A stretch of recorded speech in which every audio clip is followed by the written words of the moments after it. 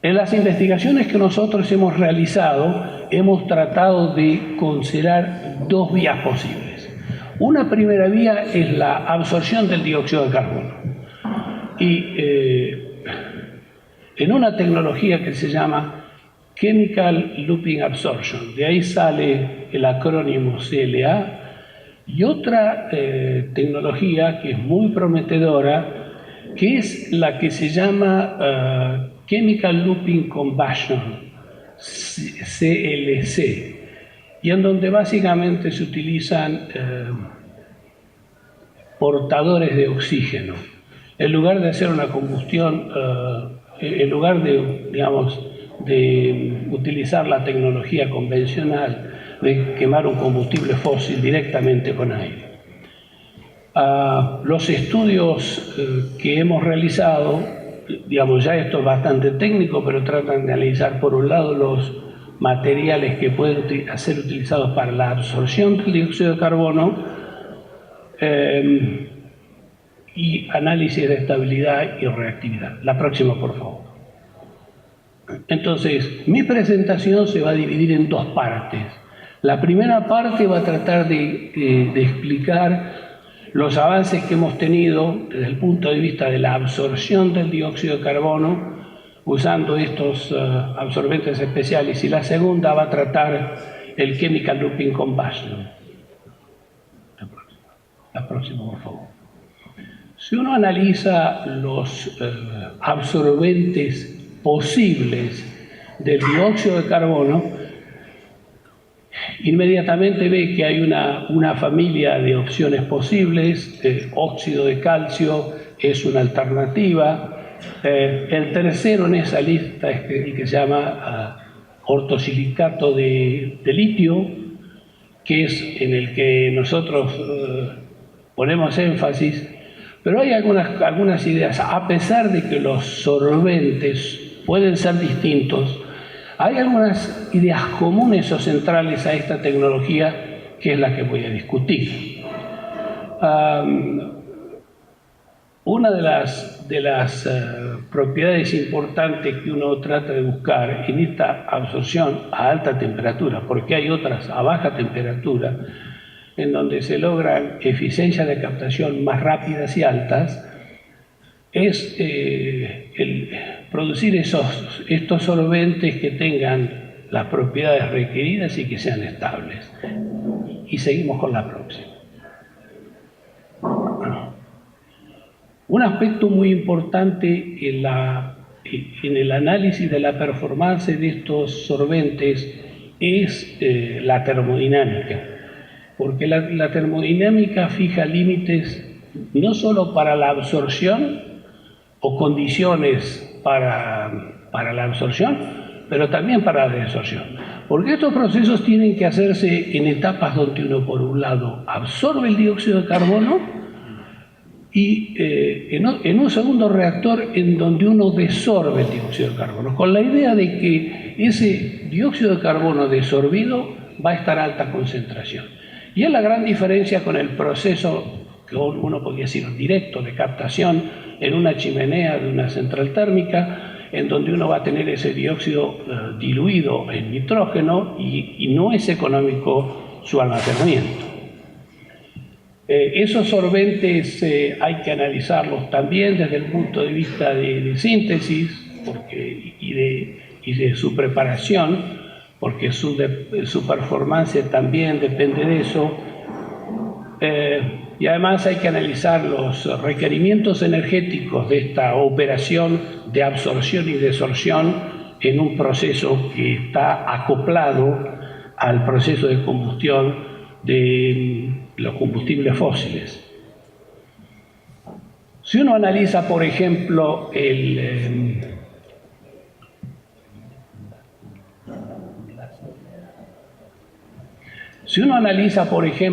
el proceso de absorción y desorción del óxido de calcio, uno inmediatamente se da cuenta de que hay dos temperaturas que uno tiene que utilizar en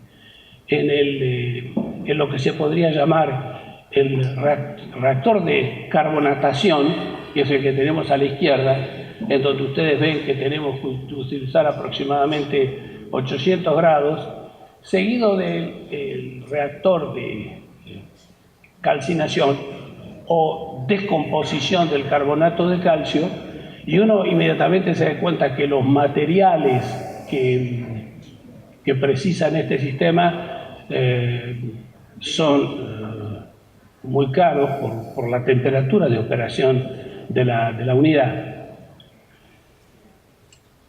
Pero es de todas formas interesante mirar por qué estas temperaturas y qué nos dice la termodinámica. Sí, la próxima. Bueno, digamos, si uno analiza las leyes de la termodinámica, y me voy a concentrar simplemente en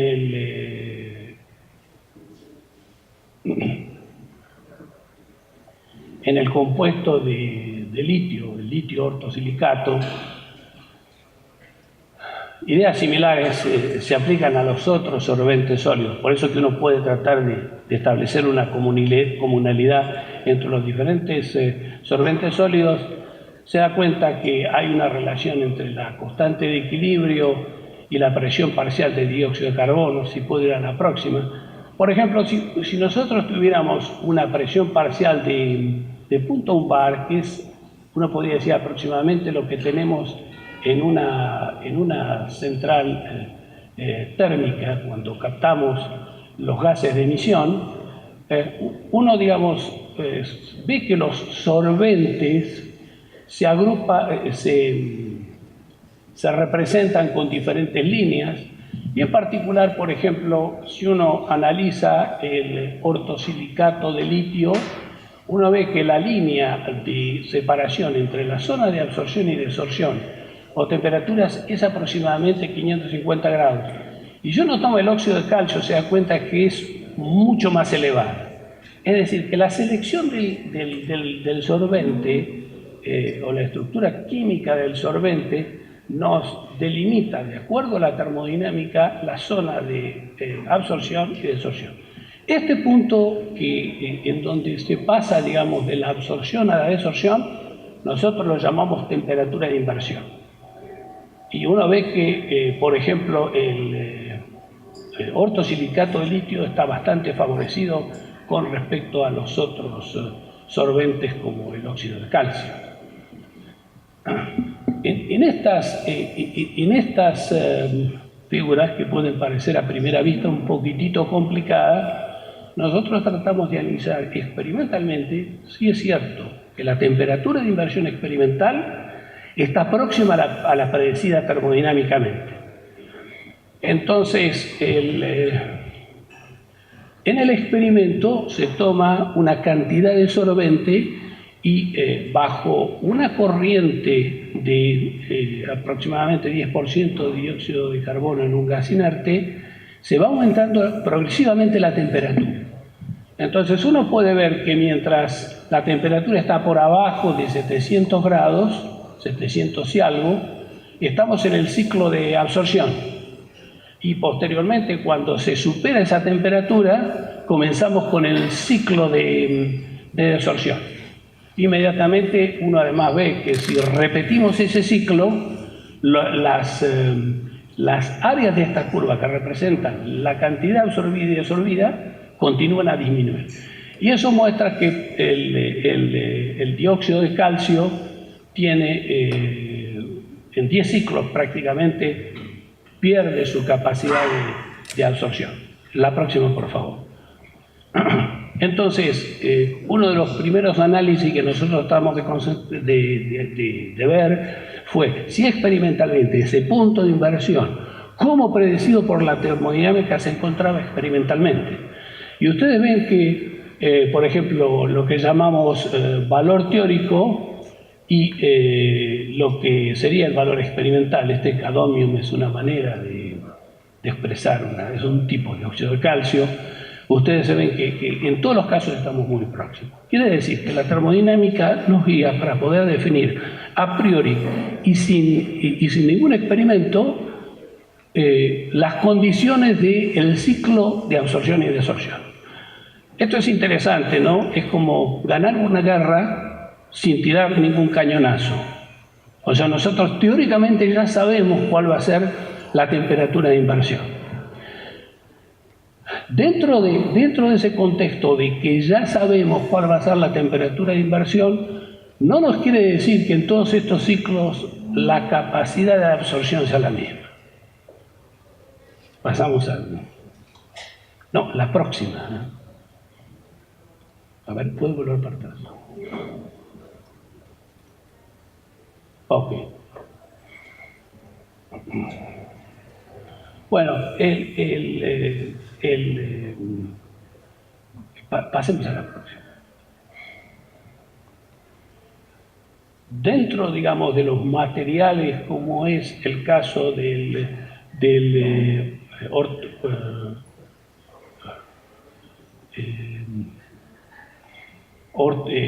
ortosilicato de litio, perdón, pues me cuesta dificultad, pienso en la palabra en inglés y la trato de decir en español.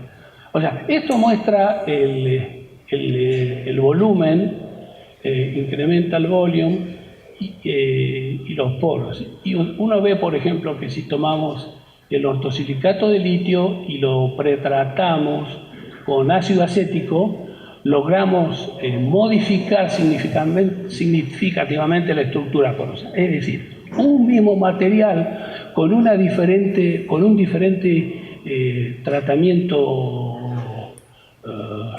químico va a actuar en una forma distinta en el proceso de absorción y desorción. La temperatura de inversión siempre la misma, pero las propiedades de absorción y desorción van a cambiar. La próxima, por favor.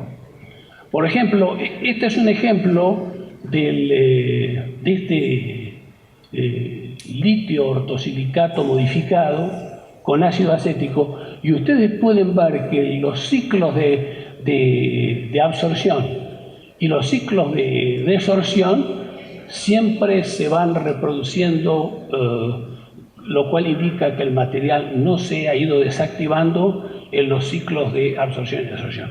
¿Por qué esto es muy importante? Porque en un proceso industrial los ciclos de absorción y desorción se van a repetir muchísimas veces, miles de veces durante un día, en la operación del sistema de absorción y desorción que sigue a la central térmica. Próximo. Bueno, esta es otra diapositiva que refleja, por ejemplo, este es el óxido de calcio, que tiene una eficiencia. Si uno analiza cuánto dióxido de carbono puede combinarse con óxido de calcio, la relación en términos de eficiencia es muy buena, pero pierde capacidad de absorción rápidamente. Mientras que estos ortosilicatos de litio modificados con ácido acético tienen una performance muy estable. En conclusión, podemos decir que la termodinámica es una guía, para mi gusto, extraordinaria para poder clasificar los materiales que absorben dióxido de carbono, fijando diferentes temperaturas de inversión.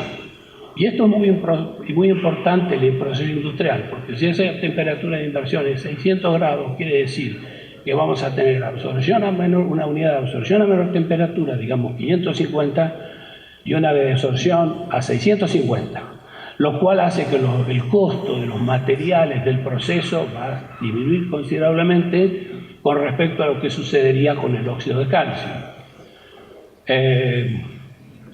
Bueno, la temperatura de inversión es muy interesante y nuestros materiales modificados con ácido acético son muy prometedores. Estas son nuestras publicaciones sobre el tema y quiero mencionarles, o sea, uno de los problemas que tiene el ortosilicato de níquel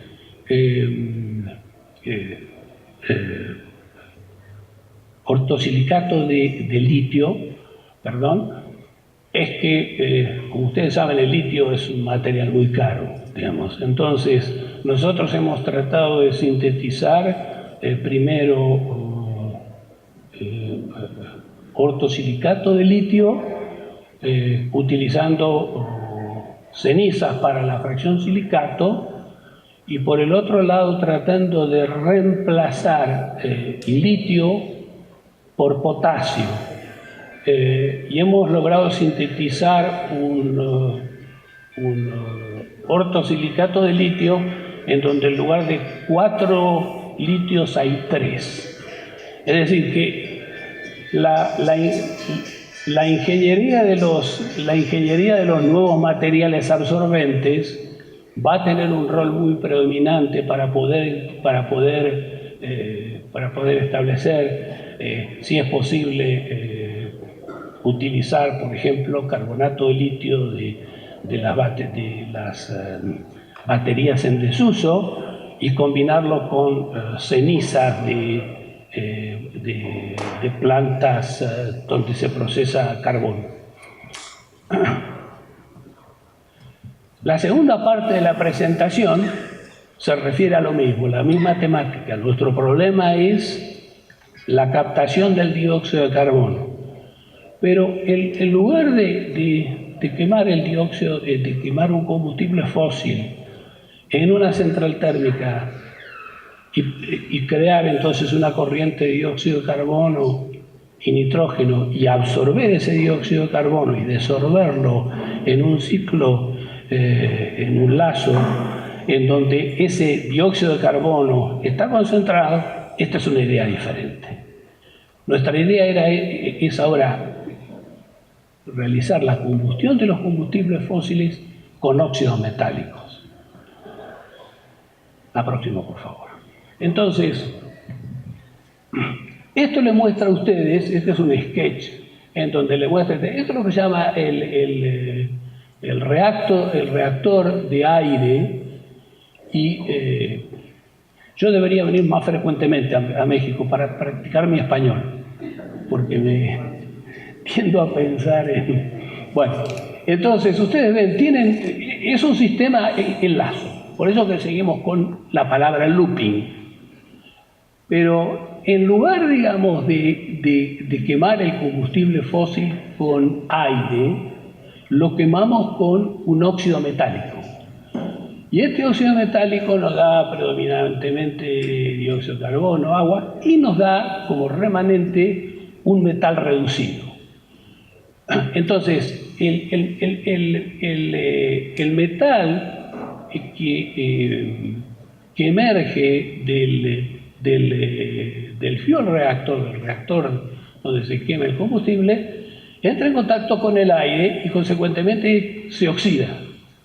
Y este óxido metálico oxidado pasa al reactor, al fuel reactor, y realiza la reacción de combustión y el ciclo continuo. La ventaja, bueno, hay varias ventajas de esta tecnología en principio. Tenemos directamente una corriente de dióxido de carbono de alta concentración, o sea, no ha sido diluida por el nitrógeno. Tenemos otra ventaja muy importante, que la reacción de combustión, como la pensamos actualmente, es prácticamente la reacción química, podemos decir, la primera reacción química, ¿no? Nuestros antepasados en la edad de piedra ya quemaban, qué sé yo, carbón con, una vez que se inventó la chispa, digamos, era la reacción química que se conocía. Pero, digamos, la dificultad con esto es que la temperatura de la llama es muy alta. Y el nitrógeno no es tan inerte como uno piensa. Y las reacciones de combustión llevan a la formación de óxidos de nitrógeno, que obviamente no queremos.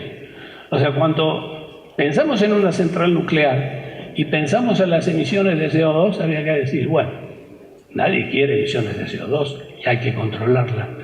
Pero también hay otras cosas que hay que controlar, como los óxidos de nitrógeno, que pueden ser más nocivos que el dióxido de carbono en forma directa, y se puede discutir, ¿no? Entonces, La gran ventaja de este chemical looping con óxidos metálicos es que ya no quemamos el combustible con oxígeno, pero lo estamos quemando con el oxígeno contenido en el óxido metálico. La próxima. Otra de las cosas interesantes, desde el punto de vista térmico, cuando analizamos, ¿podemos pasar para atrás? Desde el punto de vista térmico, cuando analizamos las entalpías de estas dos reacciones, las sumamos, es la misma entalpía de combustión. O sea, no hay pérdida en sí de calor, de calor de combustión del combustible fósil que estamos usando. La próxima, entonces. Bueno, entonces o sea, este es el concepto y está reflejado en la literatura. Pero hay una carrera increíble por quién pueda implementar este proceso.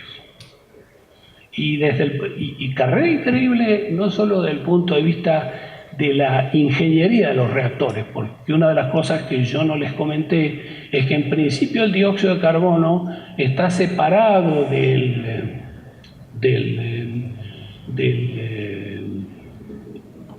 podemos volver para atrás. En principio, digamos, lo que nosotros llamamos nitrógeno, que se envía a la atmósfera, no tiene dióxido de carbono. Pero ese es el principio, porque en realidad, digamos, las reacciones de combustión, si se realizan cerca de la cantidad estequiométrica, hacen que se forme monóxido de carbono y además carbón, y ese carbón en contacto con el aire nos da dióxido de carbono. Es decir, estas unidades tienen el problema de lo que se llama el leaking de dióxido de carbono en la corriente de nitrógeno, que conceptualmente no debería tener. Lo que va a la chimenea sería esto, sin dióxido de carbono, pero eso es simplemente una formulación teórica. Entonces pasamos a la... Entonces, pero también desde el punto de vista de los óxidos metálicos, hay una gran carrera en postular óxidos metálicos que van a tener alta área superficial, alta dispersión de metales, una capacidad, digamos, de transportar oxígeno muy alta, porque eso determina los flujos de recirculación en el sistema de chemical looping, y que obviamente sean estables y que se mantengan que no tengan atrición y que se mantengan durante muchos ciclos de oxidación y reducción. Bueno, nuestras ideas sobre este tema han sido utilizar gamma lúmina, un estabilizador, un promotor de cobalto y níquel. Fundamentalmente hay que pensar en este níquel y que la preparación implica reducción a 750 grados y puede haber diferentes flujos de hidrógeno y helio. O sea, hemos tratado de desarrollar una metodología de preparación de esos óxidos metálicos que son estables. La próxima, por favor. Una de las dificultades que se presenta con estos materiales es que los mismos forman especies de aluminatos de níquel que no se reducen. O sea, uno comienza a perder níquel y estas especies comienzan a desactivarse. De modo que para que nosotros tengamos una buena reducción y reactividad, es muy importante pensar que se evitan en el proceso de síntesis, se disminuye en el proceso de síntesis la posibilidad de formación de aluminatos de níquel. Sí, la próxima. Bueno, estos, digamos, son datos de la literatura y muestran de dos autores, por ejemplo. Esto es como, eso es lo que se llama TPR significa Temperature Program Reduction. Es decir, que nosotros tenemos una muestra del óxido de níquel bajo flujo de nitrógeno y vamos aumentando la temperatura. Y ustedes ven que estos materiales se reducen, cuando la curva aumenta, quiere decir que se están reduciendo, en una temperatura entre 700 y 800 grados, y algunos más todavía. Y esto depende del material que se ha sintetizado. La próxima. Sin embargo, ustedes fíjense, este CUDUS es uno de mis ex estudiantes graduados. Fíjense que nosotros logramos formar un portador de oxígeno que se reduce completamente a 700 grados. Quiere decir que la preparación es muy importante. El níquel sobre alúmina nos puede dar diferentes materiales. Entonces, la temperatura de reducción es bien importante como la oxidación. Y la próxima, por favor. Bueno, simplemente lo que quiero enfatizar aquí, brevemente, es que las condiciones de preparación del portador de hidrógeno que hemos desarrollado tiene un efecto sobre las condiciones de reducción. Por ejemplo, esto se diría, en principio nosotros usamos un lecho fluidizado. Half minimum fluidization significa un lecho fijo. La próxima, por favor. Por ejemplo, esto es bubbling fluidized bed. O sea, ustedes ven que se desplazan las condiciones de reacción a mayor temperatura. Y la próxima. Y digamos, es en condiciones de mínimo de fluidización. Interesante ver que además de las condiciones de reducción, hay cambios en el área específica. O sea que hay transformaciones estructurales cuando uno hace eso. La próxima, por favor.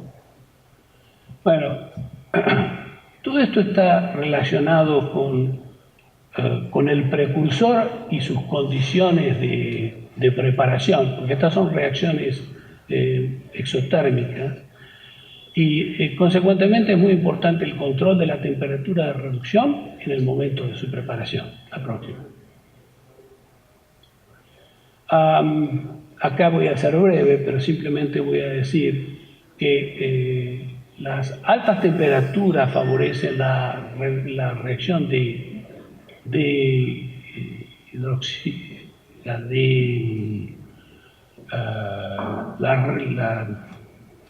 hydroxylation y también pueden favorecer el sintering. O sea, dos cosas que hay que evitar. La próxima, por favor.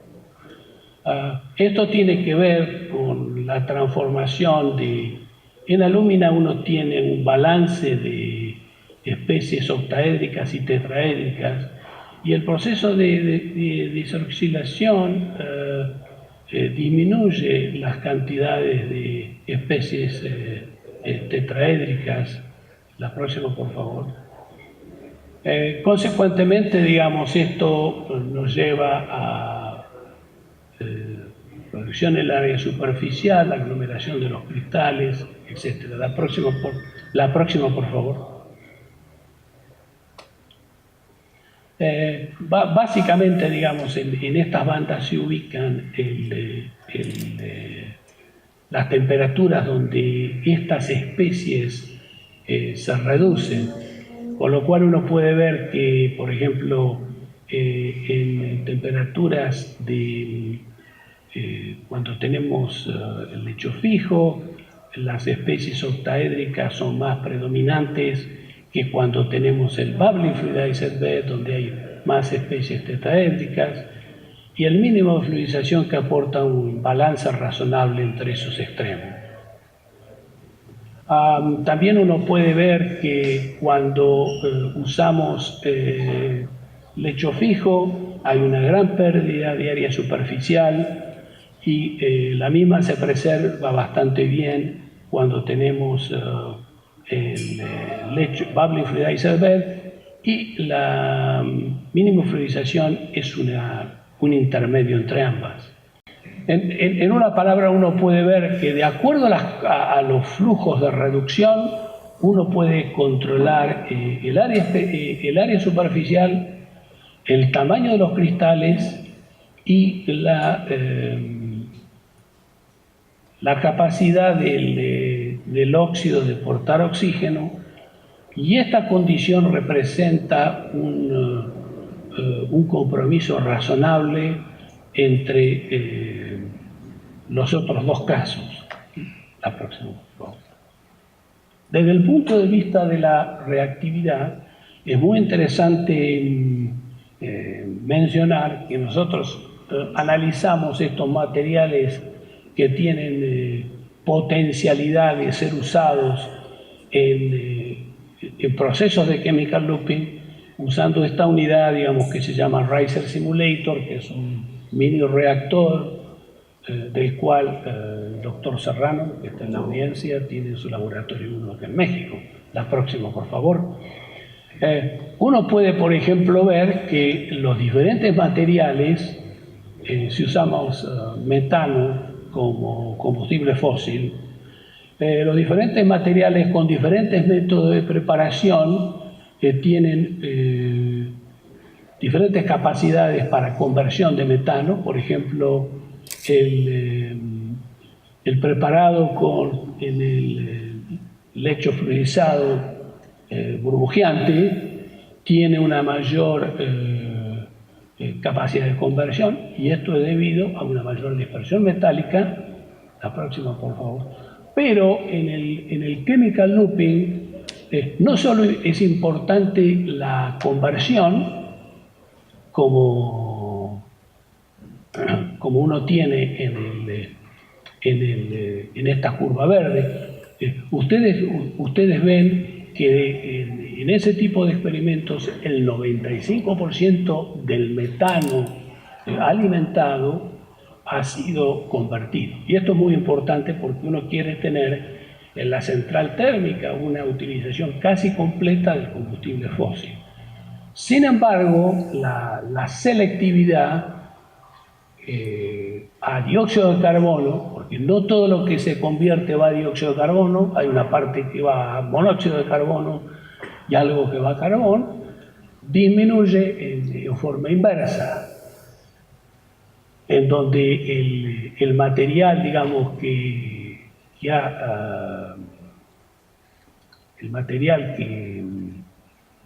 ha sido preparado en el lecho burbujeante permite una mayor conversión. Sin embargo, su selectividad es menor, y realmente representa un compromiso entre ambos extremos: máxima conversión, máxima selectividad.